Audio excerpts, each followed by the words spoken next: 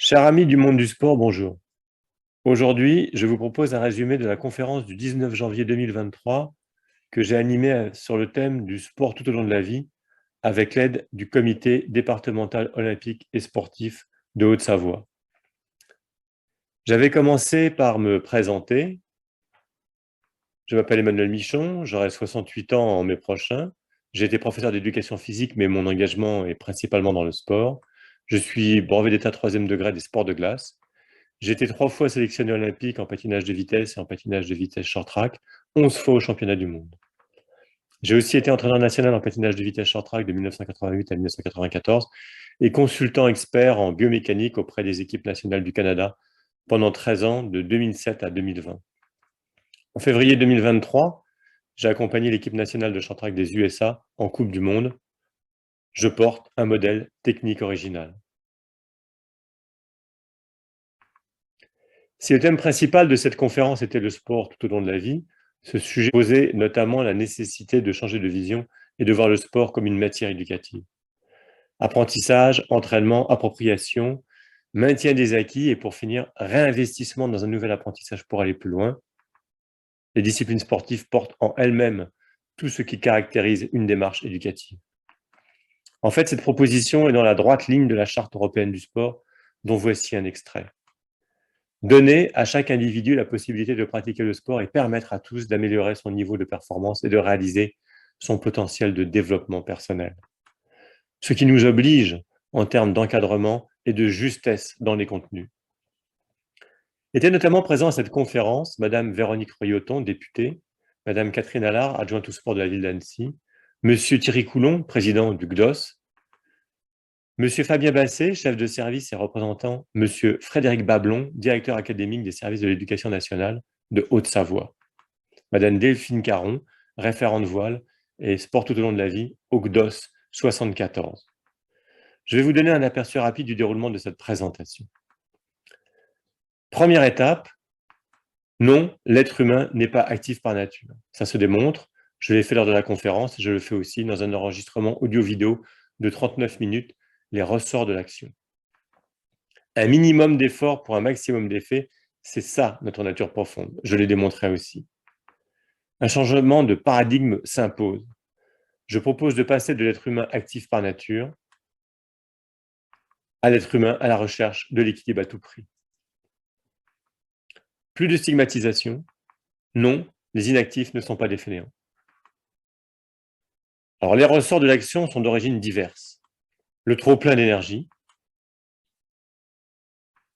Dans ce cadre, pourquoi des enfants en déséquilibre de trop-plein d'énergie perdent ensuite à l'adolescence leur goût à entreprendre? Maturation sexuelle et croissance sont énergivores, pas d'énergie, pas de mouvement.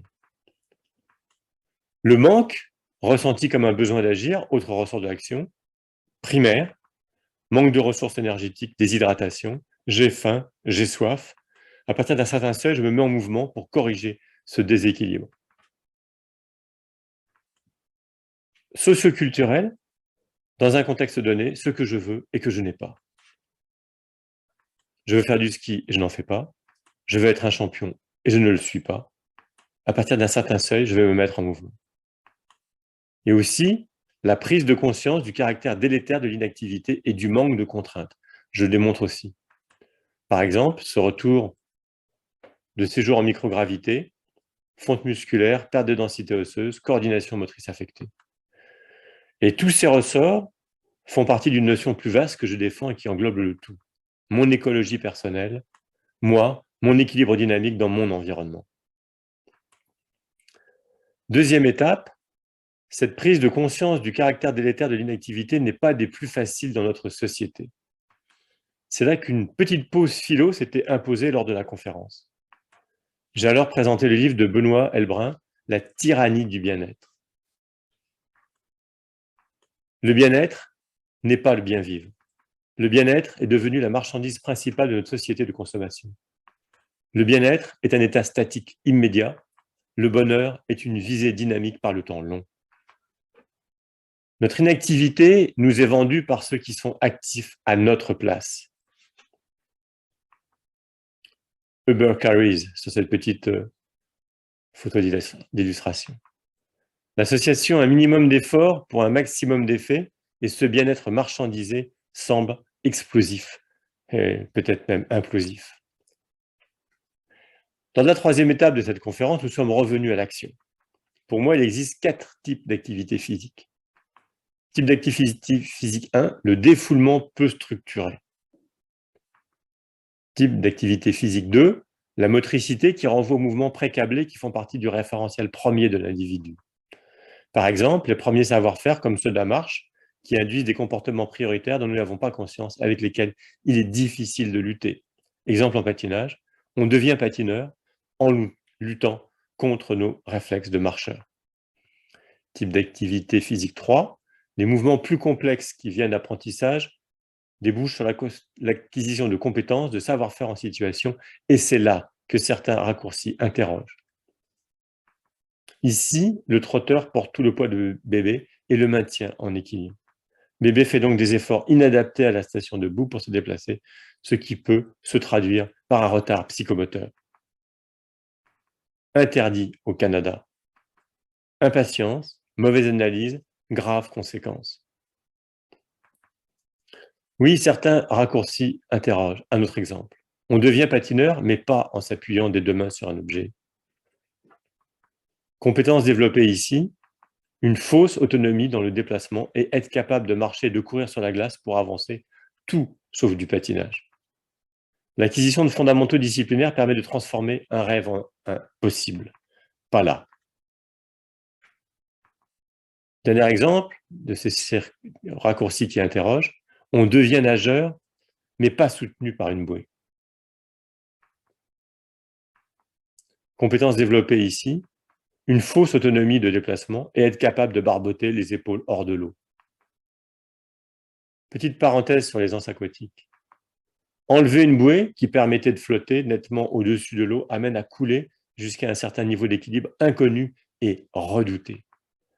Suivent des efforts harassants pour se rehausser et des mouvements d'une amplitude exagérée qui conduisent à boire la tasse, donc à s'alourdir, puis à sombrer. À l'origine, la commande ministérielle était « lutter contre la noyade ». Comme résultat, l'entrée des fondamentaux disciplinaires à l'école par l'aisance aquatique. J'ai comme référence le webinaire du 25 novembre 2021 où intervenait M. Marc Bégotti. De la base au haut niveau, les fondamentaux sont les mêmes. Et moi, ça m'aide et j'aime aussi dire ça parce que j'ai entraîné des athlètes au plus haut niveau, des champions olympiques, des champions du monde en termes de fondamentaux techniques, mais j'ai aussi appris à patiner à des débutants et c'était en fait les mêmes consignes, les mêmes fondamentaux. L'aisance aquatique, c'est la base. Être à l'aise dans l'eau, flotter, comme le déplacement orthostatique de l'enfant terrien. On devient nageur. Mais quand va-t-on s'amuser? Il n'y a pas de temps de travail et de jeu séparé. L'enfant joue car il découvre et il est motivé par sa réussite. Il joue avec ses nouvelles possibilités. Le non-aménagement du milieu permet de ne pas détourner l'attention de l'enfant. Citation de M. Marc Bégotti. Mais qu'en pensent les stakhanovistes du bien-être? Ce chat joue. Pour moi, il s'entraîne. S'est-il bien amusé versus qu'a-t-il appris? En fait, ni l'un ni l'autre. Schéma précablé plus instinct, il s'améliore. J'ai ensuite abordé le 4e type d'activité physique. Le sport et ses fondamentaux techniques disciplinaires qui renvoient à des notions de spécificité et de veille technique. Les avancées du haut niveau doivent profiter à tout le monde. À ce sujet, voici une remarque de M. Yves Hamelin, vice-président de l'INS du Québec, suite au visionnage de mes enregistrements, les ressorts de l'action et la dynamique sportive, 2 fois 39 minutes. Les jeunes qui pratiquent le sport peuvent avoir l'opportunité d'être encadrés par des personnes compétentes et attentionnées, mais dans beaucoup de cas, ils n'ont pas cette chance. Ils seront donc limités dans leur apprentissage et par conséquent dans leur progression, ce qui, par mes constats durant mon passage de 5 ans dans l'ouest du pays, crée des écarts de maîtrise importants entre les participants qui deviennent un frein à leur intérêt à poursuivre. L'aspect socioculturel en est donc affecté. Sans base solide, les fondamentaux disciplinaires et leur apprentissage, le potentiel ne peut pas être exploité. Ne reste que la frustration d'un objectif ou des paralysmes, mais qui devient inaccessible. Ensuite, nous avons fait une petite pause pour un d'accord, pas d'accord. Ce que cette vision sur le sport nous apprend. Il existe des différences entre gesticulation, motricité qui relèvent du répertoire premier de l'individu et compétences plus élaborées, certaines pouvant parasiter l'acquisition des fondamentaux techniques disciplinaires. Choisir et pratiquer un sport est une source d'enrichissement et permet d'avoir une bonne image de soi grâce à cette réalité d'efficacité personnelle objectivée par la progression. Je peux m'épanouir. Ici, nous retrouvons les termes de la Charte européenne du sport. Les efforts d'aujourd'hui payent demain, à condition d'être mis sur les bons rails. À condition d'être mis sur les bons rails, et je reprends cette phrase. Encadrement de qualité, formation, plus formation continue, bienveillance, d'où une programmation adaptée, apprentissage des fondamentaux, entraînement, assimilation, réinvestissement pour aller plus loin, chacun à son rythme en fonction de ses objectifs. Valoriser les progrès, expliciter les difficultés, participer à la définition des objectifs écologiques au sens large du terme pour le pratiquant, qui respecte ses acquis et les autres. D'où, par la suite, l'égalité des chances, si on est mis sur des bons rails. Égalité des chances.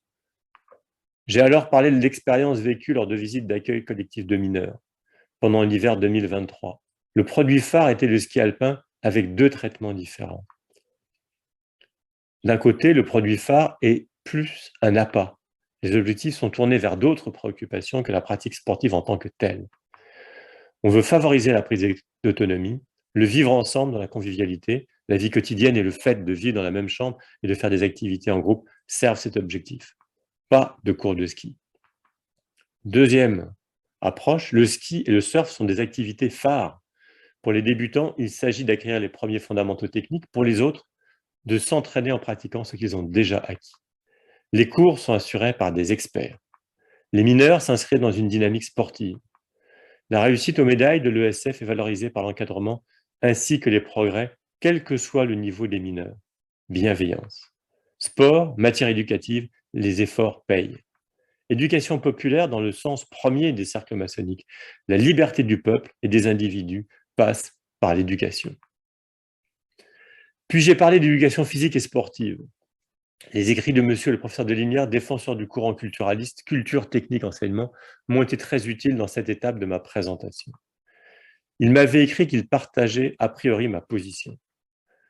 Je vous note son blog là, qui est très très intéressant à regarder. Didier Delinière, blog.worldpress.com. En fait, rien n'est simple en termes d'EPS pour trouver sa place. Les professeurs d'EPS sont des experts en pédagogie et en didactique, mais comment enseigner les fondamentaux de tous les sports sans se tromper? Que ferait un professeur de langue s'il devait toutes les maîtriser? Imaginez, l'allemand, l'espagnol, l'anglais, l'ukrainien, le chinois. Mais qui sont les mieux armés pour, au cours de leur carrière, intégrer de nouveaux fondamentaux et les transmettre? Les professeurs d'EPS. Voilà peut-être une piste pour travailler ensemble dans un cadre soucieux de l'écologie personnelle qui engloberait le sport, l'EPS, mais aussi des activités physiques de santé, rééducation, entretien, prévention, et dans un autre registre, des activités physiques ayant pour unique enjeu d'animer un espace favorisant le vivre ensemble et l'intégration sociale en restant vigilant. Si un participant veut ensuite s'engager dans une dynamique sportive, un apprentissage mal conduit sera un handicap insurmontable pour la suite, comme on l'a déjà vu. Pour conclure cette conférence, j'ai fait le point sur mon travail. Mes pistes de réflexion se retrouvent dans 2 enregistrements audio-vidéo qui existent déjà. Et j'ai un livre en préparation qui développe un des chapitres de l'édition 2019. À gauche 2019, à droite le projet 2023. Ce projet 2023, je le signerai en tant qu'Olympien, car les Jeux 2024 arrivent. Vivre un subtil équilibre, c'est ça que je vais développer. Voilà, donc je vous remercie beaucoup de votre attention, qui est toujours précieuse. J'espère avoir des commentaires de votre part et je vous dis à bientôt. En tout cas, je l'espère. Merci.